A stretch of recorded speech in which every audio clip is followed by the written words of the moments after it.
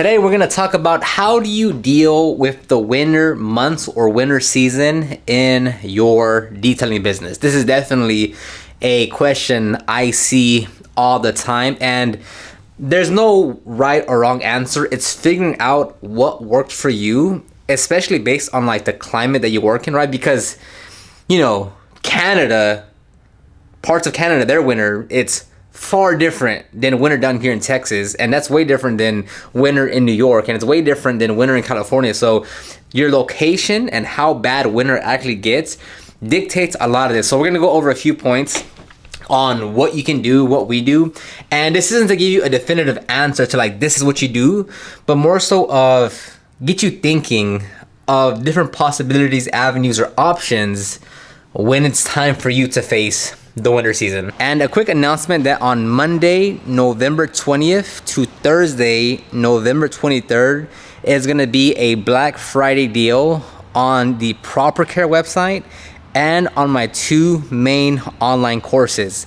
It's going to be 20% off site-wide on Proper Care for the merch and the products, and then 20% off on both the SEO for Detailers online course and the Detailing as a Business online course. You can click the link down below to get on the waiting list, or just follow me on Instagram and you'll see me post about it as well. But that'll be for a Black Friday, November 20th to November 23rd. And if you can tell right here, Angel has his front bumper off. He's gonna wrap it in a color that he'll reveal on Instagram and TikTok. He's gonna take off the trim, antenna, door handles, front bumper, rear tail lights, front tail, the headlights, to do a proper install. So that's going on over the weekend, and they're currently detailing at Unit 104 right now. So anyways, let's talk about winter detailing. So the most basic thing for sure is you can't let winter sneak up on you. In your area, the winter season is going to be different, how long it stays, and then how bad it gets. That's all relative to where you live, right? So you have to understand, like, okay, yeah, so winter is typically October to February, right? It's like, okay, well, it shouldn't sneak up on you, right? Like, in October it gets cold, and then November it gets colder, and then December it's really cold, and then January it gets the most cold, like making up an example, but like where you are and how your winter is, so you can't let it sneak up on you. You have to be proactive. So one thing you can do, and this is applicable to many businesses, to lawn care, to pool installation, to so many industries, is that if you know that there's, call it 3 months out of the year, it's like, just the work's not there, like we're a lot slower, everyone's not getting as many hours, we're cutting back on this, that. If it's 3 months out of the year that it gets like that, then during the busy season, you can set aside X percentage of your income to this winter fund, right? That way it holds you over. And if you're slow, if you're slightly busy, that you have X amount of money set aside for the 3 months of the winter season to get you by. Again, don't look at any of this as an exact answer, but think about it of like, okay, based on that option, how can I mold it to fit my specific situation?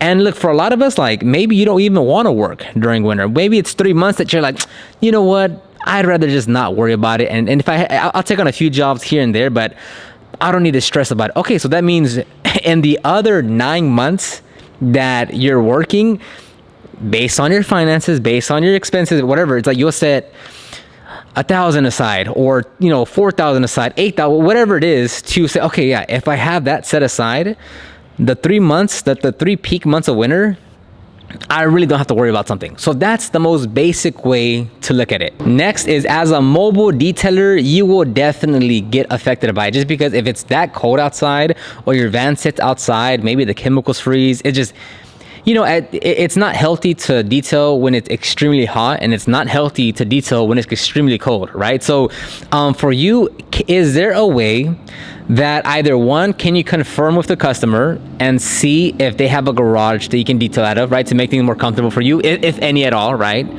But then two, one, I would probably encourage you to do more is ask if the customer can drop off their vehicle at your home location, if that's an option for you. Because when you're at home, you can set up your environment to make it a bit better as far as keeping yourself warm. Now, you can do the same thing when you're at a mobile job, but just being at home in your garage, you can just change your environment, change a few things around to where it makes it that much more comfortable for you to stay warm. Even if it's just you go inside your house for a few minutes to warm up and then you come back outside. So I would definitely say, like, if you can, not if you can't, just ask the customer, hey, by the way, like, is it possible for you to drop off your vehicle at my home location? And just see how that goes, because it's the same thing when it rains, right? Like, if it rains, you can ask the customer if they have a garage you can work out of, or if they can bring the vehicle back to your house and you can do it there even while it's raining, right? It's the same premise of having a shop. Like you still might have some cancellations if it's really bad weather, whatever. But like, rain or shine, if it's snowy or cold or whatever, like if you have a shop, the way you're able to manage your schedule is a lot more flexible, because then the customer can just drop off their vehicle, they can go back home or to work, and then the end of the day or the next day or whatever, they pick up the vehicle, and you're able to keep your schedule running like that. Now we'll see, like in the harsher months, just naturally the business goes down. It's just the way things go, right? That's why there's a spring rush after winter, because no one's really in the mood to like go do things when it's really cold outside. Again, really cold is dependent on where you live, but nonetheless, like if you can have the customer bring their vehicle to you, that's also an option. Next thing you can do is adjust your services. So if we're in lawn care, right? Are you gonna see a 50% off lawn care service in the wintertime? No, the grass is dead. There's nothing to cut, So can they offer gutter cleaning? Can they offer, tree cleanup from the leaves and such? Not that I know any of these services, but you get the point though, of like, what can you do? What can you change from your normal offerings or pricing to attract business in those dead months? So like for detailers, like, does it make sense to just strictly keep on offering mobile washes during peak winter when it's very cold? Like, no, of course not. Is it, focusing more on correction and coatings? Is it focusing more on interior detailing? Is it focusing more on like just trying to get those jobs back at your home location? And especially during the really dead months, it's okay to run specials or promotions, right? 15% off, 20% off for, the slowest month of your year, December, right? It's like 20% off this month, or 15% off any correction coatings between November and December, right? Like, get creative. I personally don't see a problem at all offering a discount of any kind during your slow season, because and this is applicable to a lot of businesses, where when it's a slow month, like you're not looking to break record numbers, right? During the slow season, during the winter months, you're not looking to like, we are making the most profits this year. We are hitting record numbers this month. No, you are literally just trying to get by. And depends if you have a team, if you have a shop, whatever. Like, you want enough work to make sure your main people are getting out their hours. You're making sure that everything's getting paid off.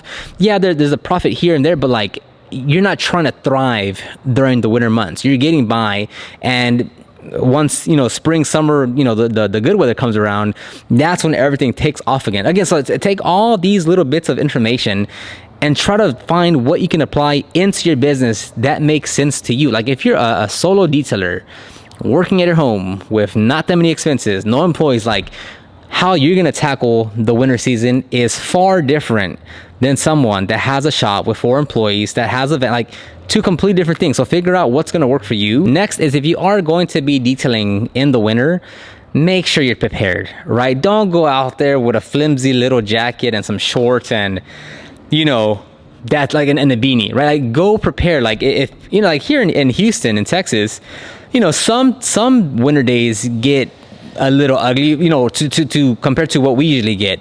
But for the most part, if you layer up good, like, you can go and work.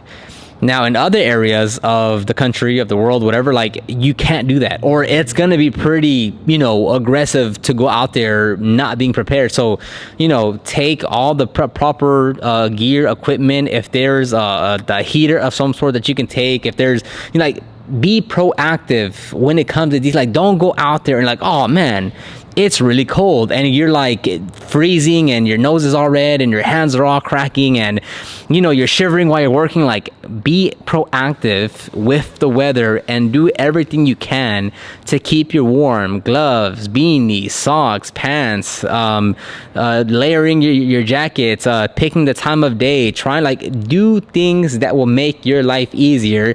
Even though it's still going to be cold, what can you do to make your life just a little easier while you're detailing? And the last point is you have to focus on marketing, right? I think across the board, everyone, as far as service-based businesses, everyone is slower in the winter months.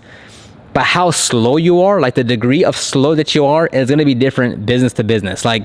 If you're typically making $1,000 a week, and then the wintertime comes, you might make $200 a week, right? That's low. Or you're making $600 a week, which is still low, but there's varying degrees of slowness. And where this comes from is it's your marketing, right? Are you doing your best to reach out to customers and book them in, right? Again, follow all the points I said previously and apply them to this. Do you have customers that are oh, that's too expensive? Hey, if you run a deal, or hey, if there's an whatever, is there a list that you can contact specifically? Hey, if you have a promotion or deal, or they wanted a service but they couldn't afford it, or it wasn't the right timing, maybe it works out for them in wintertime. Do you have marketing in place that generates leads consistently, right? Do you have, for us, our two main marketing channels is search engine optimization, SEO, and then running Google ads. And it's do you have systems in place that continually attract new customers into your business? In winter months, you're going to be slow, right? But it's your choice to say, how slow am I going to be? Am I going to be absolutely dead? Or I'm still slow, but we're still doing pretty good for it being winter. We're still slower compared to summertime, but we're still doing pretty good. So that's totally up to you. And if you just let it be happen chance and you're oh yeah, we're slow, it's winter, there's nothing we can do. You're always gonna stay slow. But if you're proactive, if you're trying to find new ways to market your business, if you're contacting your customers, if you're giving them the best customer experience, if you're trying different things out, you are putting yourself in a much better position to try to run your business during the winter months than as if you're just oh yeah, well, it's winter, so there's nothing I can do. Two different mentalities there. All right, but that's gonna end this video right here. Let me know what you do during the winter months in the comment section down below, and I'll talk to you on the next one.